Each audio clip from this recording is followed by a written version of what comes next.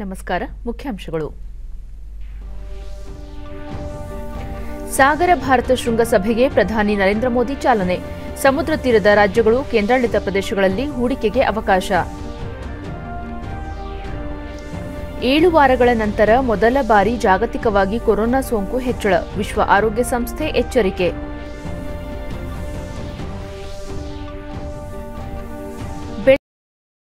ರಾಜ್ಯಾದ್ಯಂತ 715 ಕೃಷಿ ಕೇಂದ್ರ ಸ್ಥಾಪನೆ. ಸ್ಪರ್ಧಾತ್ಮಕ ಮಾರುಕಟ್ಟೆ ಒದಗಿಸಲು ಉಪಯುಕ್ತ, ಸಚಿವ ಆರ್. ಶಂಕರ್. ಹಾಗೂ ಪಶ್ಚಿಮ ಬಂಗಾಳ, ಅಸ್ಸಾಂ ವಿಧಾನಸಭೆ ಚುನಾವಣೆಯ ಮೊದಲ ಹಂತಕ್ಕೆ ಇಂದು ಅಧಿಸೂಚನೆ ಪ್ರಕಟ.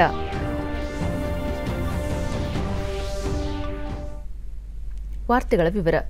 ಪ್ರಧಾನಿ ನರೇಂದ್ರ ಮೋದಿ ಸಾಗರ ಭಾರತ ಶೃಂಗಸಭೆ 2021 ವಿಡಿಯೋ ಕಾನ್ಫರೆನ್ಸ್ ಮೂಲಕ ಇನ್ನು ಕೆಲ ಹೊತ್ತಿನಲ್ಲಿ ಉದ್ಘಾಟಿಸಲಿದ್ದಾರೆ. ಸಾಗರ ಭಾರತ 2021 ಬಂದರು, ಹಡಗು ಮತ್ತು ಜಲಸಾರಿಗೆ ಸಚಿವಾಲಯ ವರ್ಚುವಲ್ ವೇದಿಕೆ ಮೂಲಕ ಇಂದಿನಿಂದ ಇದೇ 4ರವರೆಗೆ ಆಯೋಜಿಸಿದೆ. ಈ ಶೃಂಗಸಭೆಯು ಮುಂದಿನ ದಶಕದಲ್ಲಿ ಭಾರತದ ಸಾಗರ ವಲಯಕ್ಕೆ ಒಂದು ಮಾರ್ಗನಕ್ಷೆಯನ್ನು ರೂಪಿಸಲಿದೆ ಮತ್ತು ಜಾಗತಿಕ ಸಾಗರ ವಲಯದಲ್ಲಿ ಭಾರತವನ್ನು ಮುಂಚೂಣಿಗೆ ತರಲು ಶ್ರಮಿಸಲಿದೆ. ಹಲವು ದೇಶಗಳ ಖ್ಯಾತ ಭಾಷಣಕಾರರು ಶೃಂಗಸಭೆಯಲ್ಲಿ ಪಾಲ್ಗೊಳ್ಳುವ ನಿರೀಕ್ಷೆಯಿದೆ. ಭಾರತೀಯ ಸಾಗರ ತಾಣದಲ್ಲಿ ಲಭ್ಯವಿರುವ ವ್ಯಾಪಾರದ ಅವಕಾಶ ಮತ್ತು ಹೂಡಿಕೆಗಳನ್ನು ಈ ಶೃಂಗಸಭೆಯಲ್ಲಿ ಅನ್ವೇಷಿಸಲಾಗುತ್ತದೆ. ಶೃಂಗಸಭೆಯಲ್ಲಿ ಡೆನ್ಮಾರ್ಕ್ ಪಾಲುದಾರ ರಾಷ್ಟ್ರವಾಗಿದೆ. ಕೇಂದ್ರ ಬಂದರು ಖಾತೆ ರಾಜ್ಯ ಸಚಿವ ಮನ್ಸುಖ್ ಮಾಂಡವಿಯ ಪ್ರಧಾನಿ ನೇತೃತ್ವದಲ್ಲಿ ಶೃಂಗಸಭೆ ಆಯೋಜಿಸಲಾಗಿದ್ದು, ಈ ಶೃಂಗಸಭೆಯಿಂದ ಬಂದರು ವಲಯದಲ್ಲಿ ಸಾಕಷ್ಟು ಉದ್ಯೋಗಾವಕಾಶಗಳು ಸೃಷ್ಟಿಯಾಗಲಿವೆ ಎಂದು ವಿವರಿಸಿದರು.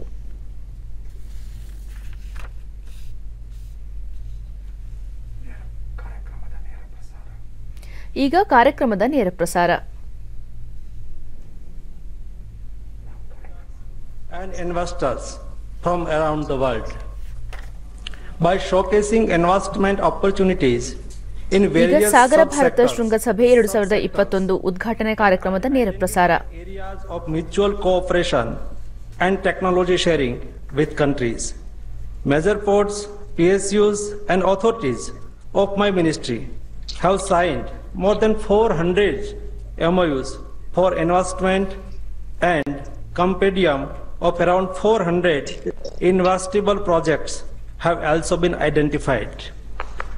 I am also glad to inform that the summit is one of the biggest virtual summits in the world, with the participation of more than 1.7 lakhs registered participants from more than 100 nations. In this 3-day summits, we will have ministers from 8 nations, 50 plus global CEOs, and 160 plus speakers, which includes 115 international speakers from 24 nations. I'm happy to inform you that Honorable Prime Minister is to launch Maritime India Vision 2030 today, which is prepared after 1 year long extensive process. 14 specific subject groups were formed, comprising of senior government officials, CEOs, and other stakeholders to study all global best practices and global benchmarks. We have personally connected with 350 plus stakeholders through virtual roadshows, conference, and conduct more than 250 brainstorming sessions and identified several initiatives. Maritime India Vision 2030 is aiming to make the Indian maritime industries at par with top global benchmark in next 10 years. A subsidy scheme has been announced in the Union Budget 2021-22 for Indian shipping companies to encourage more merchant ships with Indian flags. These initiatives will enhance training and greater employment opportunity for Indian seafarers. India has enacted Recycling of Ship Act 2019 and acceded to the Hong Kong International Convention. India aspires to grab at least 50% of the global ship recycling business.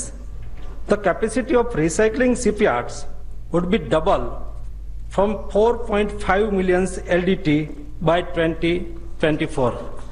By engaging and investing in Chabhar, India has taken a bold step of negating the geographical constraint on India's immediate west and is leading the regional cooperation and joint efforts to support landlocked Afghanistan and other CIS countries. A dedicated session on Chabhar is being organized on day 3 of MIS 2021 to discuss various aspects of the project development and the way forward. I would like to assure all stakeholders in the sectors and investors from across the globe that Government of India is all geared up for facilitating and grounding the investment in the maritime sector and to play our role in the vision of Atmanirbhar Bharat. Thank you. Jai Hind. Thank you, Honorable Shri Mansukh Mandavia ji. Today we are deeply honored to be joined by the esteemed foreign dignitaries. May I now invite Mr. Benny Engelbrecht, Honorable Minister of Transport, Denmark, to kindly offer his remarks. Thank you very much and a very good morning to everyone. Thank you for the invitation and a special thank you to Prime Minister Modi and Minister Mandavia. It is a great honor to be here today at this impressive virtual event. Denmark and India have strengthened the bilateral relations in the recent years, also concerning maritime affairs. And therefore, I am very pleased to announce that Denmark is joining the Maritime India Summit today as a partner country. This testifies to the value and importance of our relationship. The Danish government has set an ambitious goal to reduce our CO2 emissions with 70% by 2030 and to become climate neutral before the year 2050. This goal is guiding our effort at a national level as well as our international activities and bilateral relations, and we have launched several initiatives. This includes the Danish Green Future Fund with a total capacity of 3.3 billion euros. ದೇಶಾದ್ಯಂತ ನಿನ್ನೆಯಿಂದ 60 ವರ್ಷಕ್ಕಿಂತ ಮೇಲ್ಪಟ್ಟವರು ಹಾಗೂ ಗಂಭೀರ ಆರೋಗ್ಯ ಸಮಸ್ಯೆ ಎದುರಿಸುತ್ತಿರುವ 45 ವರ್ಷ ದಾಟಿದವರಿಗೆ COVID-19 ಲಸಿಕೆ ನೀಡುವ ಪ್ರಕ್ರಿಯೆಗೆ ಚಾಲನೆ ನೀಡಲಾಗಿದೆ. ಪ್ರಧಾನಿ ನರೇಂದ್ರ ಮೋದಿ ಲಸಿಕೆ ಪಡೆದ ನಂತರ ವಿವಿಧ ರಾಜ್ಯಗಳ ಮುಖ್ಯಮಂತ್ರಿಗಳು, ರಾಜ್ಯಪಾಲರು ಸೇರಿದಂತೆ ವಿವಿಧ ರಾಜಕೀಯ ಗಣ್ಯರು ಲಸಿಕೆ ಪಡೆದಿದ್ದಾರೆ. ಉಪರಾಷ್ಟ್ರಪತಿ ಎಂ ವೆಂಕಯ್ಯ ನಾಯ್ಡು ಚೆನ್ನೈನ ಸರ್ಕಾರಿ ಆಸ್ಪತ್ರೆಯಲ್ಲಿ ನಿನ್ನೆ ಲಸಿಕೆ ಪಡೆದರು. ಕೇಂದ್ರ ಗೃಹ ಸಚಿವ ಅಮಿತ್ ಶಾ, ವಿದೇಶಾಂಗ ವ್ಯವಹಾರಗಳ ಖಾತೆ ಸಚಿವ ಎಸ್ ಜಯಶಂಕರ್, ತಮಿಳುನಾಡು ರಾಜ್ಯಪಾಲ ಬನ್ವಾರಿಲಾಲ್ ಪುರೋಹಿತ್, ಪ್ರಧಾನಮಂತ್ರಿ ಕಾರ್ಯಾಲಯದ ರಾಜ್ಯ ಸಚಿವ ಜಿತೇಂದ್ರ ಸಿಂಗ್, ಬಿಹಾರ್ ಮುಖ್ಯಮಂತ್ರಿ ನಿತೀಶ್ ಕುಮಾರ್, ಒಡಿಶಾ ಮುಖ್ಯಮಂತ್ರಿ ನವೀನ್ ಪಟ್ನಾಯಕ್ ಸೇರಿದಂತೆ ವಿವಿಧ ರಾಜ್ಯಗಳ ರಾಜಕೀಯ ಮುಖಂಡರು ಈ ಹಂತದಲ್ಲಿ ಕೋವಿಡ್-19 ಲಸಿಕೆ ಪಡೆದುಕೊಂಡಿದ್ದಾರೆ. ದೇಶಾದ್ಯಂತ 10,000 ಸರ್ಕಾರಿ ಆಸ್ಪತ್ರೆಗಳಲ್ಲಿ ಉಚಿತವಾಗಿ ಲಸಿಕೆ ಹಾಕಲು ಸಕಲ ಸಿದ್ಧತೆಗಳನ್ನು ಮಾಡಿಕೊಳ್ಳಲಾಗಿದ್ದು, ಅದೇ ರೀತಿ 20,000 ಖಾಸಗಿ ಆಸ್ಪತ್ರೆಗಳಲ್ಲೂ ಲಸಿಕೆ ನೀಡಲಾಗುತ್ತಿದೆ. ನಿನ್ನೆ ಒಂದೇ ದಿನ 4.27 ಲಕ್ಷಕ್ಕೂ ಅಧಿಕ ಮಂದಿ ಲಸಿಕೆ ಹಾಕಿಸಿಕೊಂಡಿದ್ದಾರೆ. ಇದರೊಂದಿಗೆ ಕೋವಿಡ್-19 ಲಸಿಕೆ ಪಡೆದವರ ಸಂಖ್ಯೆ ಅಂದಾಜು 1,48 ಲಕ್ಷಕ್ಕೆ ಏರಿಕೆಯಾಗಿದೆ ಎಂದು ಕೇಂದ್ರ ಆರೋಗ್ಯ ಸಚಿವಾಲಯ ತಿಳಿಸಿದೆ. 7 ವಾರಗಳ ನಂತರ ಇದೇ ಮೊದಲ ಬಾರಿ ಜಾಗತಿಕವಾಗಿ ಹೊಸ ಕೋವಿಡ್-19 ಸೋಂಕಿನ ಪ್ರಕರಣಗಳು ಏರಿಕೆಯಾಗುತ್ತಿದ್ದು, ಜನರು ಎಚ್ಚರಿಕೆ ವಹಿಸುವ ಅಗತ್ಯವಿದೆ ಎಂದು ವಿಶ್ವ ಆರೋಗ್ಯ ಸಂಸ್ಥೆ ಹೇಳಿದೆ. ಡಬ್ಲ್ಯೂಎಚ್ಒನ ಮಹಾನಿರ್ದೇಶಕ ಟೆಡ್ರೋಸ್ ಅಧನೋಮ್ ಗೆಬ್ರಿಯಾಸಿಸ್, ಪ್ರಕರಣಗಳ ಹೆಚ್ಚಳ ನಿರಾಶಾದಾಯಕವಾಗಿದ್ದರೂ ಆಶ್ಚರ್ಯಪಡುವಂತಿಲ್ಲ. ರೋಗದ ವಿರುದ್ಧ ಈಗಾಗಲೇ ಕೈಗೊಂಡಿರುವ ಕ್ರಮಗಳಲ್ಲಿ ಸಡಿಲಗೊಳಿಸದಂತೆ ದೇಶಗಳು ಎಚ್ಚರ ವಹಿಸಬೇಕು ಎಂದು ಅವರು ಒತ್ತಾಯಿಸಿದ್ದಾರೆ. ಘಾನಾ ಮತ್ತು ಐವರಿ ಕೋಸ್ಟಾ ಕೋವ್ಯಾಕ್ಸ್ ಸರಬರಾಜು ಮಾಡಿದ ಪ್ರಮಾಣದಲ್ಲಿ ಜನರಿಗೆ ಲಸಿಕೆ ನೀಡಲು ಆರಂಭಿಸಿವೆ ಎಂದಿರುವ ವಿಶ್ವ ಆರೋಗ್ಯ ಸಂಸ್ಥೆಯ ಮುಖ್ಯಸ್ಥರು, ಬಡ ಮತ್ತು ಮಧ್ಯಮ ಆದಾಯದ ದೇಶಗಳಿಗೆ ಲಸಿಕೆಗಳನ್ನು ಒದಗಿಸುವುದು ಅಂತಾರಾಷ್ಟ್ರೀಯ ಕಾರ್ಯಕ್ರಮವಾಗಿದೆ. ಆದರೆ ಲಸಿಕೆ ಪ್ರಮಾಣದ ಸಂಗ್ರಹದಲ್ಲಿ ಶ್ರೀಮಂತ ರಾಷ್ಟ್ರಗಳು ಮುಂದಾಗಿವೆ ಎಂದು ಟೀಕಿಸಿದ್ದಾರೆ. ದರದಲ್ಲಿ ಗುಣಮಟ್ಟದ ಆರೋಗ್ಯ ಸೇವೆ ಲಭ್ಯವಾಗಿಸುವ ನಿಟ್ಟಿನಲ್ಲಿ ಪ್ರಧಾನಮಂತ್ರಿ ಭಾರತೀಯ ಜನೌಷಧಿ ಪರಿಯೋಜನೆಯನ್ನು ರೂಪಿಸಲಾಗಿದ್ದು, ವೈದ್ಯರು ಜನೌಷಧಿಯನ್ನೇ ಶಿಫಾರಸು ಮಾಡಿ ಔಷಧ ಚೀಟಿ ಬರೆದುಕೊಡುವಂತೆ ಕೇಂದ್ರ ರಾಸಾಯನಿಕ ಹಾಗೂ ರಸಗೊಬ್ಬರ ಸಚಿವ ಡಿವಿ ಸದಾನಂದಗೌಡ ಕರೆ ನೀಡಿದ್ದಾರೆ. ನಿನ್ನೆಯಿಂದ ದೇಶಾದ್ಯಂತ ಆರಂಭಗೊಂಡ ಜನೌಷಧಿ ಸಪ್ತಾಹದ ಸಂದರ್ಭದಲ್ಲಿ ಪತ್ರಿಕಾ ಹೇಳಿಕೆಯೊಂದನ್ನು ನೀಡಿದ ಸಚಿವರು, ಜನೌಷಧಿಯನ್ನೇ ಶಿಫಾರಸು ಮಾಡುವುದರಿಂದ ಜನಸಾಮಾನ್ಯರಿಗೆ ದೊಡ್ಡ ಪ್ರಮಾಣದಲ್ಲಿ ಹಣ ಉಳಿತಾಯವಾಗಲಿದೆ ಎಂದರು. ದೇಶದ 734 ಜಿಲ್ಲೆಗಳಲ್ಲಿ ಈಗಾಗಲೇ 7,500ಕ್ಕಿಂತ ಹೆಚ್ಚು ಜನೌಷಧಿ ಕೇಂದ್ರಗಳನ್ನು ತೆರೆಯಲಾಗಿದೆ.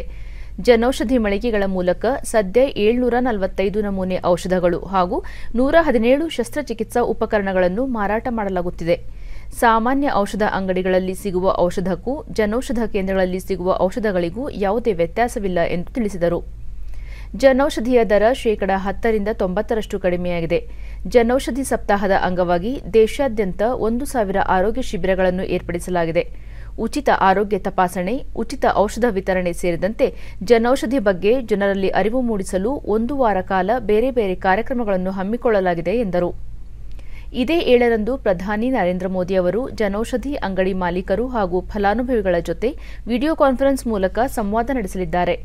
ದೆಹಲಿಯಲ್ಲಿ ಅಂದು ಸಚಿವ ಸದಾನಂದ ಗೌಡ ಜನೌಷಧಿ ವಲಯದ ಸಾಧಕರಿಗೆ ಪ್ರಶಸ್ತಿಗಳನ್ನು ವಿತರಿಸಲಿದ್ದಾರೆ.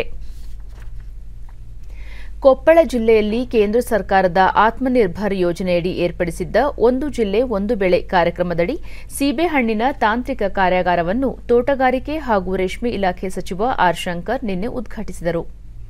ಈ ಸಂದರ್ಭದಲ್ಲಿ ಸಚಿವರು ಪೇರಲ ಹಣ್ಣಿನ ವಿವಿಧ ಬಗೆಯ ತಳಿಗಳನ್ನು ವೀಕ್ಷಿಸಿದರು. ಈ ವೇಳೆ ಜಿಲ್ಲಾ ತೋಟಗಾರಿಕಾ ಉಪನಿರ್ದೇಶಕ ಕೃಷ್ಣ ಮುಕುಂದ, ಜಿಲ್ಲಾಧಿಕಾರಿ ಸುರಳ್ಕರ್ ವಿಕಾಸ್ ಕಿಶೋರ್, ರಾಯಚೂರು ಕೃಷಿ ವಿಶ್ವವಿದ್ಯಾಲಯದ ಆಡಳಿತ ಮಂಡಳಿಯ ನಿರ್ದೇಶಕ ಡಾ ಎಂಬಿ ಪಾಟೀಲ್ ಸೇರಿದಂತೆ ಹಲವರು ಉಪಸ್ಥಿತರಿದ್ದರು. ಬಳಿಕ ಸುದ್ದಿಗಾರರೊಂದಿಗೆ ಆರ್ ಶಂಕರ್, ತೋಟಗಾರಿಕೆ ಇಲಾಖೆ ವತಿಯಿಂದ ಒಂದು ಜಿಲ್ಲೆ ಒಂದು ಬೆಳೆ ಯೋಜನೆಯಡಿ ಕೊಪ್ಪಳ ಜಿಲ್ಲೆ ಪೇರಳ ಬೆಳೆಗೆ ಆಯ್ಕೆಯಾಗಿದ್ದು, ಈ ಯೋಜನೆಯಡಿ ಬೆಳೆಗಳಿಗೆ ಮೂಲಭೂತ ಸೌಕರ್ಯ, ಬ್ರಾಂಡಿಂಗ್, ಸಂಸ್ಕರಣೆ ಮತ್ತು ರಫ್ತು ಮಾರುಕಟ್ಟೆ ಕುರಿತು ರೈತರಿಗೆ ತರಬೇತಿ ನೀಡಲಾಗುತ್ತಿದ್ದು, ಇಂತಹ ತರಬೇತಿ ಕಾರ್ಯಾಗಾರವನ್ನು ರೈತರು ಸದುಪಯೋಗಪಡಿಸಿಕೊಳ್ಳಬೇಕು ಎಂದರು.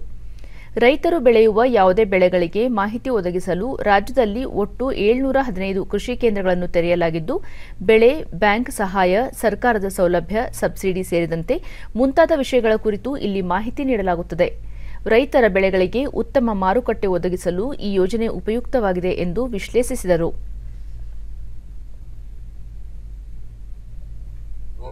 ಸಮಗ್ರವಾಗಿ ಈಗಾಗಲೇ ಸುಮಾರು 45-46 ದಿನದಲ್ಲಿ ಸಾಕಷ್ಟು ತೋಟಗಾರಿಕೆ ಮತ್ತು ಹೂವು ಇರ್ಬೋದು, ರೇಷ್ಮೆ ಇರ್ಬೋದು, ಇದ್ರ ಬಗ್ಗೆ ಸಮಗ್ರವಾಗಿ ತಿಳ್ಕೊಳ್ತಾ ಇದ್ದೀನಿ.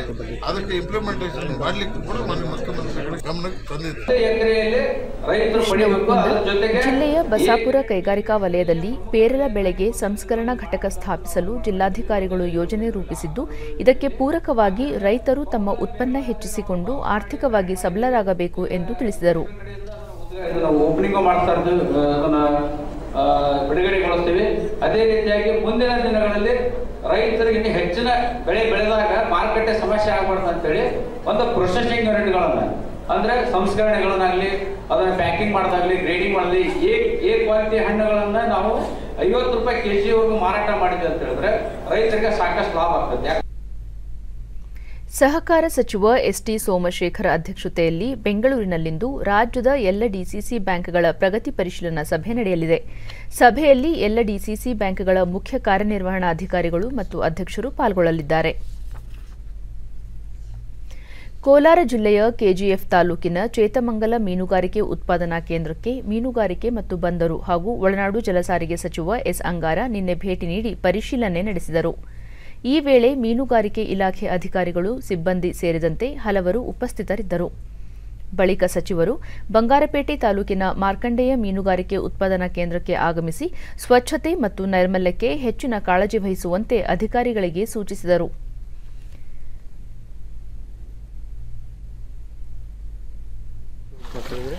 ಆ ಲಿಮಿಟ್ಸ್ ಅಲ್ಲಿ ಬರುವಂತ ಎಲ್ಲಾ ಸೊಸೈಟಿ ಕೆರೆಗಳು ಆಕ್ಷನ್ ಆಗುತ್ತೆ. ಸೊಸೈಟಿ ಆಕ್ಷನ್ ಆದ್ರೆ ಯಾರೋ ದುಡ್ಡಿರೋ ಶ್ರೀಮಂತ ಮಾತ್ರ ಕೊಂಡ್ಕೊಳ್ತಾರೆ. ಆ ಕೆರೆ ನಂಬ್ಕೊಂಡು ಇರುವಂತ ಸೊಸೈಟಿಗೆ ಕೆರೆ ಸಿಗ್ದಂಗೆ ಆಗ್ಬಿಡುತ್ತೆ. ಇದು ಸುಮಾರು ಮೀನುಗಾರರಿಗೆ ಕೆರೆಗಳಿದ್ರೆ ಕೂಲಿ ಆಡ್ತಾನೆ ಹೊಡೆದೋಗ್ತಾರೆ ಸರ್. ಆದ್ರೆ ಒಬ್ಬ ಕಾರ್ಮಿಕನಾಗಿ ಡಿಡಿ ನ್ಯೂಸ್ ನೊಂದಿಗೆ ಎಸ್ ಅಂಗಾರ, ಕೇಂದ್ರ ಸರ್ಕಾರವು ಮತ್ಸ್ಯ ಯೋಜನೆಯಡಿ ಅನೇಕ ಕಾರ್ಯಕ್ರಮಗಳನ್ನು ಹಮ್ಮಿಕೊಂಡಿದ್ದು ಯುವಕರಿಗೆ ಹೆಚ್ಚಿನ ಉದ್ಯೋಗಾವಕಾಶಗಳನ್ನು ಸೃಷ್ಟಿಸಲಾಗುತ್ತಿದೆ. ಮುಂಬರುವ ಬಜೆಟ್ನಲ್ಲಿ ಮೀನುಗಾರಿಕೆ ಇಲಾಖೆಗೆ ಹೆಚ್ಚಿನ ಅನುದಾನ ಒದಗಿಸಲು ಯೋಜಿಸಲಾಗಿದೆ ಎಂದು ಹೇಳಿದರು. ಅದಕ್ಕೆ ಪೂರಕವಾಗಿರತಕ್ಕಂಥ ಏನೇನು ಯೋಜನೆ ಮಾಡಬೇಕು ಅದರ ಬಗ್ಗೆಯೂ ಕೂಡ ಗಮನ ಕೊಡ್ತೇನೆ. ಆದರೆ ಸಂಬಂಧಪಟ್ಟಂಥ ಆರ್ಥಿಕ ಇಲಾಖೆ ಮತ್ತು ಸಂಬಂಧಪಟ್ಟಂಥ ಮುಖ್ಯಮಂತ್ರಿಯವರು ಕೂತ್ಕೊಂಡು ನಾವು ಚರ್ಚೆಯನ್ನು ಮಾಡ್ತೇವೆ. ಎಷ್ಟು ಈ ಒಂದು ಕೊರೋನಾ ಮತ್ತು ಪ್ರಾಕೃತಿಕ ವಿಕೋಪ ಎಲ್ಲ ಸಮಸ್ಯೆಗಳ ಮಧ್ಯೆಯೂ ಕೂಡ ನಾವು ಆರ್ಥಿಕ ವ್ಯವಸ್ಥೆಯನ್ನು ಎಷ್ಟರ ಮಟ್ಟಿಗೆ ನಾವು ಹೊಂದಾಣಿಕೆ ಮಾಡಿಕೊಳ್ಬೋದು ಆ ದಿಕ್ಕಿಂದ ಗಮನವನ್ನು ಹರಿಸ್ತೇನೆ ಅಂತಕ್ಕಂಥ ಮಾತನ್ನು ಸಂಬಂಧಪಟ್ಟಂಥ ಮುಖ್ಯಮಂತ್ರಿಯವರು ಕೂಡ ಹೇಳಿದ್ದಾರೆ. ಆದರೆ ನಮ್ಮ ಬೇಡಿಕೆ ಜಾಸ್ತಿ ಇದೆ. ಇನ್ನು ಬಜೆಟಿನಲ್ಲಿ ಏನೇನು ಅವಕಾಶಗಳು ಬರ್ತದೆ ನೋಡಿಕೊಂಡು ಮತ್ತೆ ನೋಡಬೇಕಾಗಿದೆ. ಕನ್ನಡ ಮತ್ತು ಸಂಸ್ಕೃತಿ ಇಲಾಖೆ ಹಾಗೂ ತಾಲೂಕು ಆಡಳಿತ ಹಾಗೂ ನಗರಸಭೆ ಸಹಯೋಗದಲ್ಲಿ ಬೆಳಗಾವಿ ಜಿಲ್ಲೆಯ ನಿಪ್ಪಾಣಿ ತಾಲೂಕಿನಲ್ಲಿ ಹಮ್ಮಿಕೊಳ್ಳಲಾಗಿದ್ದ ಮಹಿಳಾ ಸಾಂಸ್ಕೃತಿಕ ಉತ್ಸವಕ್ಕೆ ಮಹಿಳಾ ಮತ್ತು ಮಕ್ಕಳ ಕಲ್ಯಾಣ ಸಚಿವೆ ಶಶಿಕಲಾ ಜೊಲ್ಲೆ ನಿನ್ನೆ ಚಾಲನೆ ನೀಡಿದರು. ಬಳಿಕ ಸಚಿವರು ಅಡುಗೆ ಸ್ಪರ್ಧೆಯಲ್ಲಿ ಮಹಿಳೆಯರು ಮಾಡಿರುವ ತಿಂಡಿ ಸವಿದು ರಂಗೋಲಿ ಸ್ಪರ್ಧೆ ವೀಕ್ಷಣೆ ಮಾಡಿದರು. ಈ ವೇಳೆ ಕನ್ನಡ ಮತ್ತು ಸಂಸ್ಕೃತಿ ಇಲಾಖೆ ಸಹಾಯಕ ನಿರ್ದೇಶಕರಾದ ವಿದ್ಯಾವತಿ, ಎಚ್ಬಿ ತಾಲೂಕಿನ ಸಿಡಿಪಿಒ ಸುಮಿತ್ರಾ ಸೇರಿದಂತೆ ಹಲವು ಅಧಿಕಾರಿಗಳು ಉಪಸ್ಥಿತರಿದ್ದರು. ಬಳಿಕ ಶಶಿಕಲಾ ಜೊಲ್ಲೆ, ಮಹಿಳೆಯರು ಸ್ವಂತ ಉದ್ಯೋಗ ಮಾಡುವ ಹಂಬಲವಿರುವವರಿಗೆ ತಮ್ಮ ಇಲಾಖೆ ವತಿಯಿಂದ 3 ಲಕ್ಷ ರೂಪಾಯಿ ಸಾಲ ನೀಡಲಾಗುತ್ತದೆ. ಇದನ್ನು ಸದುಪಯೋಗಪಡಿಸಿಕೊಂಡು ಮಹಿಳೆಯರು ತಮ್ಮ ಕುಟುಂಬವನ್ನು ಮುಂದೆ ತರಬೇಕು ಎಂದು ತಿಳಿಸಿದರು. ನಾನಿವತ್ತು ಮಹಿಳಾ ಮತ್ತು ಮಕ್ಕಳ ಅಭಿವೃದ್ಧಿ ಕಲ್ಯಾಣ ಇಲಾಖೆ ಸಚಿವೆಯಾಗಿ ಈ ಬಾರಿ ನನ್ನ ಇಲಾಖೆಯಿಂದ ಮೊದಲಿಂದನೂ ಇದೆ, ಆದರೆ ಇನ್ನು ಮುಂದೆ ಕೂಡ ನನ್ನ ಇಲಾಖೆಯಿಂದ ಯಾರಾದ್ರೂ ಉದ್ಯೋಗ ಅವಕಾಶ ಬೇಕಿತ್ತು ಅಂತಂದ್ರೆ 3 ಲಕ್ಷ ರೂಪಾಯಿ ನಾವು ಸಾಲನ ಕೊಡ್ತೇವೆ. SC ST ಇದ್ರೆ ಅದಕ್ಕೆ 1.5 ಲಕ್ಷ ಸಬ್ಸಿಡಿ ಇರ್ತದೆ. ಜನರಲ್ ಇದ್ರೆ 90,000 ಸಬ್ಸಿಡಿ ಇರ್ತದೆ. ಅಂಥದನ್ನ ಎಲ್ಲ ಕಡೆನೂ ನಾವು ಪ್ರಾರಂಭ ಮಾಡಿದ್ದೀವಿ. ನೀವು ಮುಂಬರುವ ಪಶ್ಚಿಮ ಬಂಗಾಳ ಮತ್ತು ಅಸ್ಸಾಂ ವಿಧಾನಸಭಾ ಚುನಾವಣೆಯ ಮೊದಲ ಹಂತಕ್ಕೆ ಚುನಾವಣಾ ಆಯೋಗ ಇಂದು ಅಧಿಸೂಚನೆ ಹೊರಡಿಸಲಿದೆ. ಒಟ್ಟು 8 ಹಂತಗಳಲ್ಲಿ ನಡೆಯಲಿರುವ ಪಶ್ಚಿಮ ಬಂಗಾಳ ವಿಧಾನಸಭಾ ಚುನಾವಣೆಯ ಮೊದಲ ಹಂತದಲ್ಲಿ 30 ಕ್ಷೇತ್ರಗಳಿಗೆ ಮತದಾನ ನಡೆಯಲಿದೆ. ಈಶಾನ್ಯ ರಾಜ್ಯ ಅಸ್ಸಾಂನಲ್ಲಿ 3 ಹಂತಗಳಲ್ಲಿ ನಡೆಯಲಿರುವ ವಿಧಾನಸಭೆ ಚುನಾವಣೆಯ ಮೊದಲ ಹಂತದಲ್ಲಿ 47 ಕ್ಷೇತ್ರಗಳಿಗೆ ಚುನಾವಣೆ ನಡೆಯಲಿದೆ. ಇದೇ ತಿಂಗಳ 27ರಂದು ಮತದಾನ ನಡೆಯಲಿದೆ. ಮೊದಲ ಹಂತದಲ್ಲಿ ಸುಮಾರು 80 ಲಕ್ಷ ಮತದಾರರು ತಮ್ಮ ಹಕ್ಕು ಚಲಾಯಿಸಲಿದ್ದಾರೆ. ದೇಶದಲ್ಲಿ ಕಳೆದ 24 ಗಂಟೆಗಳಲ್ಲಿ 12,286 ಕೋವಿಡ್-19 ಹೊಸ ಪ್ರಕರಣಗಳು ಬೆಳಕಿಗೆ ಬಂದಿವೆ. ಇದರೊಂದಿಗೆ ದೇಶದಲ್ಲಿ ಒಟ್ಟು ಸೋಂಕಿತರ ಸಂಖ್ಯೆ 1,11,24,537ಕ್ಕೆ ಏರಿಕೆಯಾಗಿದೆ ಎಂದು ಕೇಂದ್ರ ಆರೋಗ್ಯ ಸಚಿವಾಲಯ ತಿಳಿಸಿದೆ. ಇದುವರೆಗೆ 1,07,98,921 ಮಂದಿ ಗುಣಮುಖರಾಗುವುದರೊಂದಿಗೆ ಚೇತರಿಕೆ ಪ್ರಮಾಣ ಶೇಕಡಾ 97.07ಕ್ಕೆ ಏರಿಕೆಯಾಗಿದೆ. ಒಟ್ಟು 1,68,358 ಸಕ್ರಿಯ ಪ್ರಕರಣಗಳಿದ್ದು ಶೇಕಡಾ 1.52ರಷ್ಟಿದೆ. ಇದುವರೆಗೆ 1,57,248 ಮಂದಿ ಮೃತಪಟ್ಟಿದ್ದು ಈ ಪ್ರಮಾಣ ಶೇಕಡಾ 1.41ರಷ್ಟಿದೆ. ದೇಶಾದ್ಯಂತ ಈವರೆಗೆ 1,48,54,136 ಮಂದಿಗೆ ಕೋವಿಡ್ ಲಸಿಕೆ ನೀಡಲಾಗಿದೆ. ದೇಶದಲ್ಲಿ ಇದುವರೆಗೂ 21,76,18,057 ಮಂದಿಗೆ ಕೋವಿಡ್-19 ಪರೀಕ್ಷೆಗಳನ್ನು ನಡೆಸಲಾಗಿದ್ದು, ನಿನ್ನೆ ಒಂದೇ ದಿನ 7,59,283 ಮಂದಿಗೆ ಕೊರೋನಾ ಸೋಂಕು ಪರೀಕ್ಷೆ ಮಾಡಲಾಗಿದೆ ಎಂದು ಐಸಿಎಂಆರ್ ತಿಳಿಸಿದೆ. ಆಸ್ಟ್ರಾಜೆನಿಕಾ ಕೋವಿಡ್-19 ಲಸಿಕೆಗಳನ್ನು ಸೇಂಟ್ ಲೂಸಿಯಾಗೆ ಕೊಡುಗೆಯಾಗಿ ನೀಡಿರುವ ಪ್ರಧಾನಿ ನರೇಂದ್ರ ಮೋದಿ ಹಾಗೂ ಭಾರತಕ್ಕೆ ಸೇಂಟ್ ಲೂಸಿಯಾ ಪ್ರಧಾನಿ ಅಲೆನ್ ಎಂ ಚೆಸ್ತಾನೆಟ್ ಧನ್ಯವಾದ ಅರ್ಪಿಸಿದ್ದಾರೆ. ಆಸ್ಟ್ರಾಜೆನಿಕ್ ಕೋವಿಡ್ ಲಸಿಕೆಗಳು ಸೇಂಟ್ ಲೂಸಿಯಾ ತಲುಪಿದ್ದು, ಲಸಿಕೆ ಸ್ವೀಕರಿಸುತ್ತಿರುವ ಚಿತ್ರವನ್ನು ಅಲ್ಲಿನ ಅಧಿಕಾರಿಗಳು ಪ್ರಕಟಿಸಿದ್ದಾರೆ.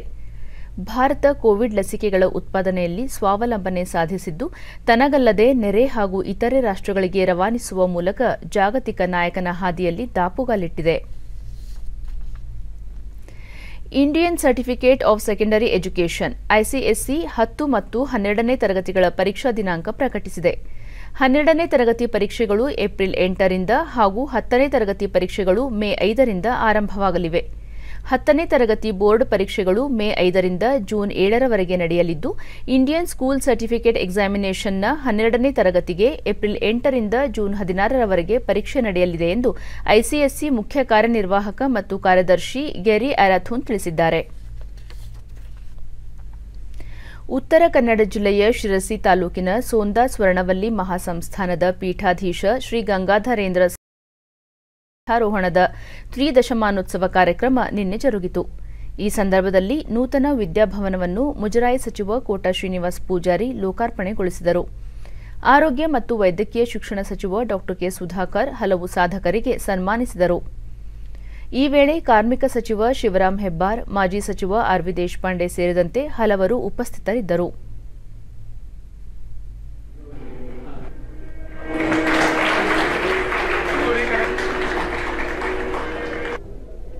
ಬಳಿಕ ಸುಧಾಕರ್, ಭಾರತದ ಪುಣ್ಯಭೂಮಿಯಲ್ಲಿ ಅನೇಕ ಸಂತರು ಸನ್ಮಾರ್ಗವನ್ನು ತೋರಿಸಿಕೊಟ್ಟಿದ್ದಾರೆ.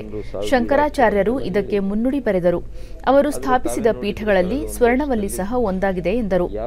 ಸುದ್ದಿಗಾರರೊಂದಿಗೆ ಸಚಿವ ಸುಧಾಕರ್, ಇತರ ರಾಷ್ಟ್ರಗಳಿಗಿಂತ ಭಾರತದಲ್ಲಿ ಕೊರೋನಾ ಸೋಂಕಿತರ ಸಂಖ್ಯೆ ಹಾಗೂ ಮರಣ ಪ್ರಮಾಣ ಕಡಿಮೆಯಾಗಿದೆ ಎಂದರು.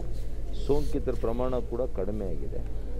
ಎರಡನೇ ಅಲೆ ಇಡೀ ವಿಶ್ವದಲ್ಲಿ ಮುಂದುವರೆದಿರ್ತಕ್ಕಂಥ ಉತ್ಕೃಷ್ಟ ಆರೋಗ್ಯ ವ್ಯವಸ್ಥೆಗಳಿರ್ತಕ್ಕಂಥ ದೇಶಗಳಲ್ಲಿ ಅವರು ಅದನ್ನು ನಿಯಂತ್ರಣ ಮಾಡಲಿಕ್ಕಾಗ್ತಾ ಇಲ್ಲ.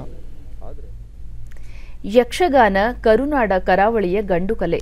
ವಿಶಿಷ್ಟ ವೇಷಭೂಷಣ, ನೃತ್ಯ, ಸಂಗೀತ, ಭಾಗವತಿಕೆ, ಪ್ರಸಂಗ, ಮಾತುಗಾರಿಕೆ ಹೀಗೆ 10 ಹಲವು ವೈಶಿಷ್ಟ್ಯಗಳನ್ನು ಒಳಗೊಂಡ ಯಕ್ಷಗಾನ ಅತ್ಯಂತ ಜನಪ್ರಿಯ. ಇತ್ತೀಚಿನ ದಿನಗಳಲ್ಲಿ ಮಹಿಳೆಯರು ಯಕ್ಷಗಾನ ಕ್ಷೇತ್ರಕ್ಕೆ ಕಾಲಿಟ್ಟು ವೇಷ ಕಟ್ಟಿ ಯಶಸ್ಸು ಸಾಧಿಸಿದ್ದಾರೆ. ಶಿರಸಿ ತಾಲೂಕು ಬೆಟ್ಟಕೊಪ್ಪದ ಪುಟ್ಟ ಬಾಲೆ ತುಳಸಿ ಹೆಗಡೆ ಸಹ ಬಡಗುತಿಟ್ಟು ಯಕ್ಷಗಾನ ಕಲಿತು ಕಳೆದ 6 ವರ್ಷಗಳಿಂದ ವಿಶ್ವಶಾಂತಿಗಾಗಿ ಯಕ್ಷನೃತ್ಯ ರೂಪಕದ ಮೂಲಕ ಜನಪ್ರಿಯತೆ ಗಳಿಸಿದ್ದಾರೆ. ಈ ಕುರಿತು ಒಂದು ವರದಿ. ಯಕ್ಷಗಾನ ಕರ್ನಾಟಕದ ಜನಪ್ರಿಯ ರಂಗಕಲೆಗಳಲ್ಲಿ ಒಂದು. ಯಕ್ಷಗಾನದಲ್ಲಿ 2 ವಿಧ. ಒಂದು ಬಡಗುತಿಟ್ಟು, ಇನ್ನೊಂದು ತೆಂಕುತಿಟ್ಟು. ಈ 2 ಪ್ರಕಾರದಲ್ಲಿ ಭಾಷೆ, ವೇಷ ಎಲ್ಲವೂ ಸ್ವಲ್ಪ ವಿಭಿನ್ನ. ತಾಳ, ಬಳಸುವ ವಸ್ತು, ವೇಷಭೂಷಣದಲ್ಲೂ ವ್ಯತ್ಯಾಸ. ಆದರೆ 2 ಕಡೆಯ ಯಕ್ಷಗಾನ ಅತ್ಯದ್ಭುತ. ಕೊಂಚ ಕಠಿಣವಾದ ಬಡಗುತಿಟ್ಟಿನ ವಿಧವನ್ನು ಕಲಿತು ಉತ್ತರ ಕನ್ನಡ ಜಿಲ್ಲೆ ಶಿರಸಿ ತಾಲೂಕಿನ ಬೆಟ್ಟಕೊಪ್ಪದ ಪುಟ್ಟ ಬಾಲೆ ತುಳಸಿ ಹೆಗಡೆ ಈ ಕಲೆಯನ್ನು ತನ್ನೊಳಗೆ ಆವರಿಸಿಕೊಂಡಿದ್ದಾಳೆ. ಹರಿದ ತುಟಿಗಳ ಚರಿದ ಹೊಟ್ಟೆಯ ಮುರಿದ ಕಾಲ್ಗಳ ನೆರೆದ ಕೂದಲ ಜರಗೆ ಜರುಗಿದ ಬರಡು ಬಾಳಿನ ಶರಣು ಬಂದಿಗ ವನಿತೆಯರ ನೋಡಿ. 6ನೇ ವಯಸ್ಸಿಗೆ ಯಕ್ಷ ಹೆಜ್ಜೆಗೆ ಗೆಜ್ಜೆ ಕಟ್ಟಿದ ಈ ಬಾಲೆ 2015ರಿಂದ ವಿಶ್ವಶಾಂತಿಗಾಗಿ ಯಕ್ಷ ನೃತ್ಯ ರೂಪಕದ ಮೂಲಕ ವರ್ಷಕ್ಕೊಂದು ರೂಪಕದ ಪ್ರಸ್ತುತಿಪಡಿಸುತ್ತಿರುವುದು ವಿಶೇಷ. ವಿಶ್ವಶಾಂತಿಗೆ ಯಕ್ಷ ನೃತ್ಯವನ್ನು ಬಳಸಿಕೊಂಡು ಒಂದು ಕೊಡುಗೆಯನ್ನು ಕೊಡಬೇಕು ಅನ್ನೋ ಆಶಯದೊಂದಿಗೆ 12 ಜನ ವಿದ್ವಾಂಸರ ತಂಡ ಈ ರೂಪಕವನ್ನು ಯಶಸ್ವಿಗೊಳಿಸಲಿಕ್ಕೆ ಕಳೆದ 6 ವರ್ಷಗಳಿಂದ ನೆರವಾಗ್ತಾ ಇದೆ. ವಿಶ್ವಶಾಂತಿ, ವಿಶ್ವ ಶಂಕರಾಕ್ಷರ, ಕೃಷ್ಣಂ ವಂದೇ, ಪರಿವರ್ತನೆ ಜಗದ ನಿಯಮ, ಪಂಚ ಪಾವನ ಕಥಾ, ವಂದೇ ಪರಮಾನಂದಂ ಎಂಬ ಯಕ್ಷ ರೂಪಕಗಳನ್ನು ಪ್ರಸ್ತುತಪಡಿಸುತ್ತಿರುವ ತುಳಸಿ ಹೆಗಡೆ ಈವರೆಗೂ 500ಕ್ಕೂ ಹೆಚ್ಚು ಪ್ರದರ್ಶನ ನೀಡಿರುವುದು ಮತ್ತೊಂದು ವಿಶೇಷ. ಧರ್ಮಸ್ಥಳದ ಲಕ್ಷದೀಪೋತ್ಸವ, ಆಳ್ವಾಸ್ ನುಡಿಸಿರಿ, ತಿರುಪತಿ ತಿರುಮಲ, ಮುಂಬೈ, ಬೆಂಗಳೂರು, ಮಂಗಳೂರು, ಉಡುಪಿ ಸೇರಿದಂತೆ ಹಲವಾರು ಸ್ಥಳಗಳಲ್ಲಿ ಪ್ರದರ್ಶನ ನೀಡಿರುವ ಈ ಬಾಲೆ ಅಭಿಮನ್ಯು, ವೃಷಸೇನ, ಅಂಗದ, ಲೋಹಿತಾಶ್ವನ ಪಾತ್ರಗಳನ್ನು ದೊಡ್ಡ ಕಲಾವಿದರಿಗೆ ಸರಿಸಾಟಿಯಾಗಿ ನಿರ್ವಹಿಸಿ ಸೈ ಎನಿಸಿಕೊಂಡಿದ್ದಾಳೆ. ರೂಪಕ ಒಂದೇ ಅಲ್ಲದೆ ದೊಡ್ಡವರ ಜೊತೆಗೂ ಪಾತ್ರವನ್ನ ಮಾಡಿದ್ದೇನೆ. ಅದರಲ್ಲಿ ವೃಷಸೇನ, ಅಭಿಮನ್ಯು, ಲೋಹಿತಾಶ್ವ, ವಸಂತ, ಅಂಗದ ಮುಂತಾದ ಪಾತ್ರಗಳನ್ನು ಮಾಡಿದ್ದೇನೆ. ತುಳಸಿ ಹೆಗಡೆ ಪ್ರಸ್ತುತಪಡಿಸುವ ಏಕವ್ಯಕ್ತಿ ಪ್ರದರ್ಶನದ ವಿಶ್ವಶಾಂತಿ ರೂಪಕಗಳಿಗೆ ಯಕ್ಷಗಾನ ಅಕಾಡೆಮಿ ಅಧ್ಯಕ್ಷ ಪ್ರೊಫೆಸರ್ ಎಂ.ಎ. ಹೆಗಡೆ ನಿರ್ದೇಶನ ನೀಡಿದ್ದರೆ ಇದರ ಮೂಲ ಕಲ್ಪನೆ ರಮೇಶ ಕಾನಗೋಡ ಅವರದ್ದಾಗಿದೆ. ಕಲೆಯ ಮೂಲಕ ವಿಶ್ವಶಾಂತಿಯ ಸಂದೇಶವನ್ನು ಸಾರುವುದು ವಿಶ್ವಶಾಂತಿ ಪ್ರತಿಷ್ಠಾನದ ಉದ್ದೇಶವಾಗಿದೆ. ಆ ದಿಸೆಯಲ್ಲಿ 5 ಯಕ್ಷ ರೂಪಕಗಳನ್ನು ನಿರ್ಮಿಸಲಾಗಿದೆ. ವಿಶ್ವಶಾಂತಿಗಾಗಿ ಯಕ್ಷ ಗೆಜ್ಜೆ ಕಟ್ಟಿ ವಿಶ್ವ ಶಾಂತಿ ಬಾಲೆ ಎಂದೇ ಖ್ಯಾತಳಾಗಿರುವ ತುಳಸಿ ರಾಜ್ಯ ಸರ್ಕಾರದ ಮಹಿಳಾ ಮತ್ತು ಮಧ್ಯಪ್ರದೇಶದ ಖಂಡ್ವಾ ಸಂಸದ ಹಾಗೂ ಬಿಜೆಪಿ ಮುಖಂಡ ನಂದಕುಮಾರ್ ಸಿಂಗ್ ಚೌಹಾಣ್ ನಿನ್ನೆ ರಾತ್ರಿ ದೆಹಲಿಯ ಖಾಸಗಿ ಆಸ್ಪತ್ರೆಯಲ್ಲಿ ನಿಧನ ಹೊಂದಿದ್ದಾರೆ. ಅವರಿಗೆ 68 ವರ್ಷ ವಯಸ್ಸಾಗಿತ್ತು. ಮಧ್ಯಪ್ರದೇಶದ ಮಾಜಿ ಬಿಜೆಪಿ ಅಧ್ಯಕ್ಷರಾಗಿದ್ದ ನಂದಕುಮಾರ್ ಅವರ ನಿಧನಕ್ಕೆ ಪ್ರಧಾನಿ ನರೇಂದ್ರ ಮೋದಿ, ಗೃಹ ಸಚಿವ ಅಮಿತ್ ಶಾ ಸೇರಿದಂತೆ ಬಿಜೆಪಿಯ ಹಲವು ಮುಖಂಡರು ಸಂತಾಪ ವ್ಯಕ್ತಪಡಿಸಿದ್ದಾರೆ. ಪ್ರಧಾನಿ ನರೇಂದ್ರ ಮೋದಿ ತಮ್ಮ ಟ್ವೀಟ್ ಸಂದೇಶದಲ್ಲಿ ಸಂಸತ್ತಿನ ಕಾರ್ಯಚಟುವಟಿಕೆಗಳು, ಸಾಂಸ್ಥಿಕ ಕೌಶಲ್ಯಗಳು ಮತ್ತು ಮಧ್ಯಪ್ರದೇಶದಾದ್ಯಂತ ಬಿಜೆಪಿಯನ್ನು ಬಲಪಡಿಸುವ ಪ್ರಯತ್ನಗಳಿಗೆ ಅವರು ನೀಡಿದ ಕೊಡುಗೆ ಅನನ್ಯ ಎಂದು ಸ್ಮರಿಸಿದ್ದಾರೆ. ಭ್ರಷ್ಟಾಚಾರ ಆರೋಪ ಸಾಬೀತಾದ ಹಿನ್ನೆಲೆಯಲ್ಲಿ ಫ್ರಾನ್ಸ್ನ ಮಾಜಿ ಅಧ್ಯಕ್ಷ ನಿಕೋಲಸ್ ಸರ್ಕೋಜಿ ಅವರಿಗೆ ಪ್ಯಾರಿಸ್ ನ್ಯಾಯಾಲಯ 3 ವರ್ಷಗಳ ಕಾಲ ಕಾರಾಗೃಹ ಶಿಕ್ಷೆ ವಿಧಿಸಿದೆ. ತಮ್ಮ ಅಧಿಕಾರಾವಧಿಯಲ್ಲಿ ನ್ಯಾಯಾಧೀಶರಿಗೆ ಕಾನೂನು ಬಾಹಿರವಾಗಿ ಪ್ರಭಾವ ಬೀರಲು ಯತ್ನಿಸಿದ ಆರೋಪದ ಮೇರೆಗೆ ಈ ಶಿಕ್ಷೆ ನೀಡಲಾಗಿದೆ. ಆದರೆ ಸರ್ಕೋಜಿ ಅವರು ಕಾರಾಗೃಹಕ್ಕೆ ತೆರಳುವ ಸಂಭವ ಕಡಿಮೆ ಇದೆ ಎಂದು ವರದಿಯಾಗಿದೆ. ಸದ್ಯ ಅವರಿಗೆ ಯಾವುದೇ ಬಂಧನದ ವಾರೆಂಟ್ ನೀಡದಿರುವ ಹಿನ್ನೆಲೆಯಲ್ಲಿ ಮೇಲ್ಮನವಿ ಸಲ್ಲಿಸುವ ಸಾಧ್ಯತೆಯಿದೆ. 66 ವರ್ಷದ ಸರ್ಕೋಜಿ 2007 ರಿಂದ 2012 ರವರೆಗೆ ಫ್ರಾನ್ಸ್ ಅಧ್ಯಕ್ಷರಾಗಿ ಸೇವೆ ಸಲ್ಲಿಸಿದ್ದಾರೆ. कि सरकोजी और उनके सह अभियुक्तों ने भ्रष्टाचार के लिए समझौता. ಮುಂಬೈ ಷೇರು ಮಾರುಕಟ್ಟೆಯಲ್ಲಿಂದು ಆರಂಭಿಕ ವಹಿವಾಟಿನಲ್ಲಿ ಷೇರು ಸಂವೇದಿ ಸೂಚ್ಯಂಕ ಸೆನ್ಸೆಕ್ಸ್ 191 ಅಂಕಗಳ ಏರಿಕೆಯೊಂದಿಗೆ 50,041 ರಲ್ಲಿ ವಹಿವಾಟು ಆರಂಭಿಸಿದೆ. ರಾಷ್ಟ್ರೀಯ ಸಂವೇದಿ ಸೂಚ್ಯಂಕ ನಿಫ್ಟಿ ಸಹ 65 ಅಂಕಗಳ ಏರಿಕೆಯೊಂದಿಗೆ 14,827 ರಲ್ಲಿತ್ತು. ಅಂತಾರಾಷ್ಟ್ರೀಯ ಮಾರುಕಟ್ಟೆಯಲ್ಲಿ ಡಾಲರ್ ಎದುರು ರೂಪಾಯಿ ಮೌಲ್ಯದಲ್ಲಿ 23 ಪೈಸೆ ಇಳಿಕೆಯಾಗಿದ್ದು 73.32 ರಷ್ಟಿದೆ. ಭಾರತ ಕ್ರಿಕೆಟ್ ತಂಡದ ನಾಯಕ ವಿರಾಟ್ ಕೊಹ್ಲಿ ಸಾಮಾಜಿಕ ಜಾಲತಾಣ ಇನ್ಸ್ಟಾಗ್ರಾಂನಲ್ಲಿ 10 ಕೋಟಿ ಅಭಿಮಾನಿಗಳನ್ನು ಹೊಂದಿದ ವಿಶ್ವದ ಮೊದಲ ಕ್ರಿಕೆಟಿಗ ಎಂಬ ಹಿರಿಮೆಗೆ ಭಾಜನರಾಗಿದ್ದಾರೆ. ಈ ಕುರಿತು ಅಂತಾರಾಷ್ಟ್ರೀಯ ಕ್ರಿಕೆಟ್ ಸಮಿತಿ ಟ್ವೀಟ್ ಮಾಡಿದೆ. ಈ ಗೌರವಕ್ಕೆ ಪಾತ್ರರಾದ ಏಷ್ಯಾ ಖಂಡದ ಮೊದಲ ಹಾಗೂ ಒಟ್ಟಾರೆ 4ನೇ ಸೆಲೆಬ್ರಿಟಿ ಎನಿಸಿದ್ದಾರೆ. ಸ್ವಿಟ್ಜರ್ಲೆಂಡ್ನ ಬಾಸೆಲ್ನಲ್ಲಿ ಇಂದಿನಿಂದ ಸ್ವಿಸ್ ಓಪನ್ ಬ್ಯಾಡ್ಮಿಂಟನ್ ಟೂರ್ನಿ ಆರಂಭವಾಗಲಿದೆ. PV Sindhu, Saina Nehwal, Kidambi Srikanth, HS Prannoy, B Sai Praneeth, Sameer Verma ಭಾರತದ ಭರವಸೆಯಾಗಿದ್ದಾರೆ. ಟೂರ್ನಿಯಲ್ಲಿ 2ನೇ ಶ್ರೇಯಾಂಕ ಹೊಂದಿರುವ ಸಿಂಧು ಮಹಿಳೆಯರ ಸಿಂಗಲ್ಸ್ ವಿಭಾಗದ ಮೊದಲ ಸುತ್ತಿನಲ್ಲಿ ಟರ್ಕಿಯ ನೆಸ್ಲಿಯಾನ್ ಇಜಿಟ್ ವಿರುದ್ಧ ಅಭಿಯಾನ ಆರಂಭಿಸಲಿದ್ದಾರೆ. ಒಲಿಂಪಿಕ್ಗೆ ಅರ್ಹತೆ ಗಳಿಸಲು ಎದುರು ನೋಡುತ್ತಿರುವ ಸೈನಾ ಮೊದಲ ಸುತ್ತಿನಲ್ಲಿ ಥೈಲ್ಯಾಂಡ್ನ ಫಿಟಾಯಪರ್ನ್ ಚೈವಾನ್ ವಿರುದ್ಧ ಹೋರಾಟ ನಡೆಸಲಿದ್ದಾರೆ. ಈ ಮಧ್ಯೆ ಸಾತ್ವಿಕ್ ಸಾಯಿರಾಜ್ ಮತ್ತು ಚಿರಾಗ್ ಶೆಟ್ಟಿ ಜೋಡಿ ಡೆನ್ಮಾರ್ಕ್ ಜೋಡಿ ವಿರುದ್ಧ ಅಭಿಯಾನ ಆರಂಭಿಸಲಿದೆ. ಸರ್ಬಿಯಾದ ನೋವಾಕ್ ಜೋಕೋವಿಚ್ ನಿನ್ನೆ ಬಿಡುಗಡೆಗೊಂಡ ಎಟಿಪಿ ಸಿಂಗಲ್ಸ್ ರ್ಯಾಂಕಿಂಗ್ನಲ್ಲಿ ಅಗ್ರಸ್ಥಾನ ಕಾಯ್ದುಕೊಂಡಿದ್ದಾರೆ. ಇದರೊಂದಿಗೆ 18 ಗ್ರ್ಯಾಂಡ್ ಸ್ಲಾಮ್ ಪ್ರಶಸ್ತಿಗಳ ಚಾಂಪಿಯನ್ ಎಟಿಪಿ ರ್ಯಾಂಕಿಂಗ್ನಲ್ಲಿ 310ನೇ ವಾರ ಅಗ್ರಸ್ಥಾನ ಅಲಂಕರಿಸಿದ್ದಾರೆ. ಈ ಮೂಲಕ ಸ್ವಿಟ್ಜರ್ಲೆಂಡ್ನ ರಾಜರ್ ಫೆಡರರ್ ಅವರ ದಾಖಲೆಯನ್ನು ಸರಿಗಟ್ಟಿದ್ದಾರೆ. ಕೊನೆಯಲ್ಲಿ ಮತ್ತೊಮ್ಮೆ ಮುಖ್ಯಾಂಶಗಳು.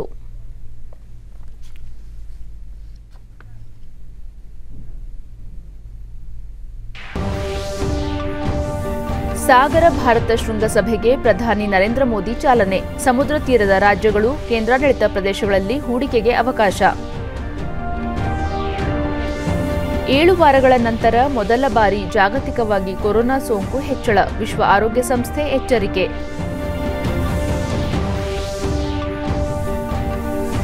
ಬೆಳೆಗಳ ಮಾಹಿತಿ ಒದಗಿಸಲು ರಾಜ್ಯಾದ್ಯಂತ 715 ಕೃಷಿ ಕೇಂದ್ರ ಸ್ಥಾಪನೆ, ಸ್ಪರ್ಧಾತ್ಮಕ ಮಾರುಕಟ್ಟೆ ಒದಗಿಸಲು ಉಪಯುಕ್ತ, ಸಚಿವ ಆರ್ ಶಂಕರ್. ಹಾಗೂ ಪಶ್ಚಿಮ ಬಂಗಾಳ, ಅಸ್ಸಾಂ ವಿಧಾನಸಭೆ ಚುನಾವಣೆಯ ಮೊದಲ ಹಂತಕ್ಕೆ ಇಂದು ಅಧಿಸೂಚನೆ ಪ್ರಕಟ.